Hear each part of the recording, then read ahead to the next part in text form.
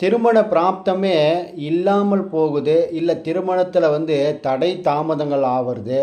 இப்போ திருமணம் நடக்கிறதுக்கு நிறைய வயது முதிர்ந்த பிறகும் திருமணம் ஆக மாறுது அப்படின்றதுக்கு தசா புத்திகள் அவருடைய ஜாதகத்தை அமைப்பு எப்படி இருக்கும் அப்படின்னு பார்த்தோம்னா, லக்கணத்திலிருந்து அட்டமாதிபதியினுடைய காலில் திசையோ புத்தியோ போகுதுன்னு வச்சுங்களேன். அந்த நேரத்தில் திருமண முயற்சி செய்யும்போது கஷ்டமாக இருக்கும், நடைபெறாமல் போகும். அடுத்தது அட்டமத்தில் ஒரு கிரகம் உட்கார்ந்திருந்து அந்த கிரகத்தினுடைய சாரத்தில் தசாநாதன் புத்திநாதன் போனாலும் அது அட்டமாதிபதியினுடைய காலில் எந்த அளவுக்கு செயல்படுதோ அதே போல தான் அட்டமத்தில் நின்ற கிரகத்தினுடைய சாரநாதனும் செயல்படுவான். இப்போ உதாரணத்துக்கு மேஷ லக்கணத்துக்கு குரு 8ல் இருக்கிறாருன்னு வச்சுங்க. விசாக நட்சத்திரம் அதிலே அவர் நிற்கிறாரு.